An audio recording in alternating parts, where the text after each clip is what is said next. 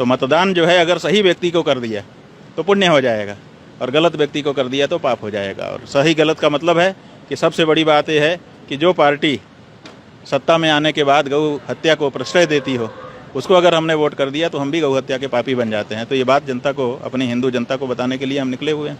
मोदी जी को तो बहुत साधु संतों का आशीर्वाद प्राप्त है, आशीर्वाद प्राप्त है तो उनको उस आशीर्वाद का सदुपयोग करना चाहिए ना, दुरुपयोग नहीं करना चाहिए। अगर हम आपको ताकत देते हैं तो उसको अच्छे काम में खर्च करो।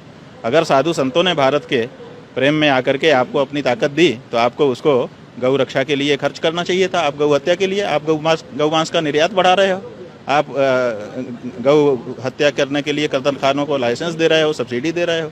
ये क्या कर रहे हो? हमारी दी गई ताकत का दुरुपयोग, ये अच्छा नहीं है। कौन लगता है कि स्वामी जी की जो देश का नेतृत्व कर सके? आएगा, निकल के आएगा। अभी तक तो कोई भी पार्टी नहीं है, कोई नेता नहीं दिखाई दे रहा है। अब नया निकल करके आएगा, देख लेना।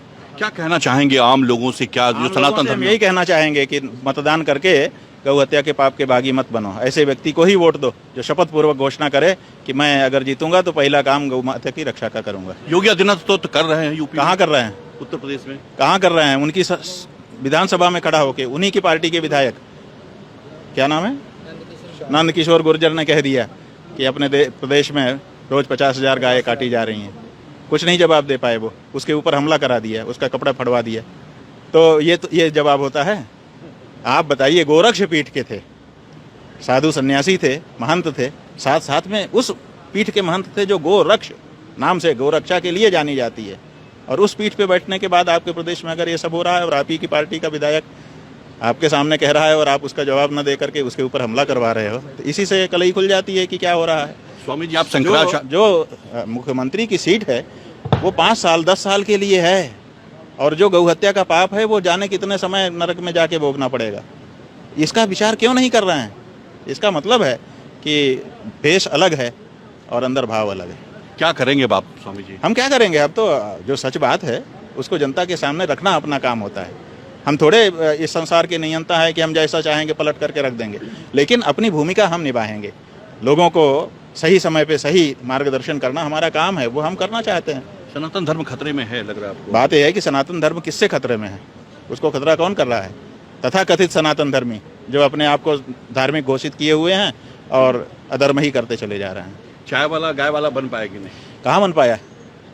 चाय वाला आया था, कितने हनक से आया था। हम लोगों ने सोचा भाई चलो चाय वाला है, चाय को गा बनने में देर नहीं लगी, गाय वाला बन जाएगा। और कहा भी था इन्होंने कि मनमोहन सिंह तब भी नहीं कर रहे हैं जब सुप्रीम कोर्ट ने कह दिया कि देश भर में गौ हत्या बंद करो।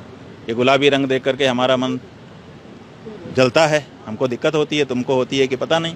हम लोगों को लगा कि ये तो शपथ लेते ही गौ हत्या बंद करेगा, लेकिन कितनी बार शपथ ले लिया और आज तक गौ मांस का निर्यात बढ़ा है, गौ हत्या रुकी नहीं है। गौ रक्षकों को गुंडा शब्द से विभूषित किया है, बहुत बड़ा पद्मश्री दिया है इन्होंने गौ रक्षकों को।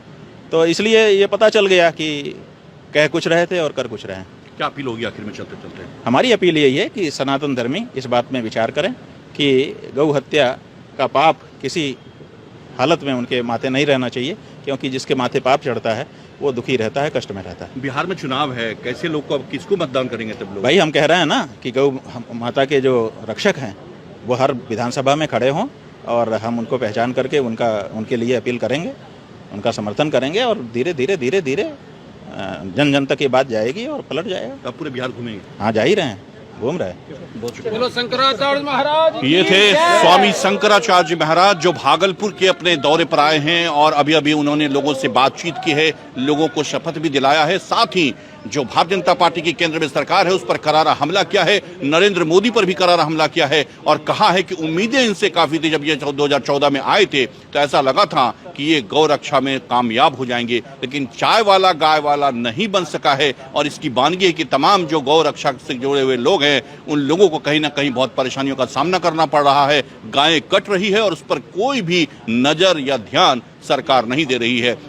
निकले हैं पूरे बिहार में लोगों के बीच अलग जगाने के लिए कि जो गाय की रक्षा करेगा आप उन्हें ही मतदान करें। और इन्होंने कहा है कि सरकार भी पलटेगी, सत्ता भी पलटेगी और कोई न कोई ऐसा निकलकर इसी भीड़ से आएगा जो गौ रक्षा की बीड़ा गौ रक्षा का उठाएगा। ऐसे तमाम संदेशों के साथ स्वामी यहाँ पर पहुंचे थे स्वामी जी और उन्होंने लोगों को संबोधित किया। कैमरा पर्सन सुबोध के साथ मिलिंद गुंजन, टीवी प्रदेश, भागलपुर।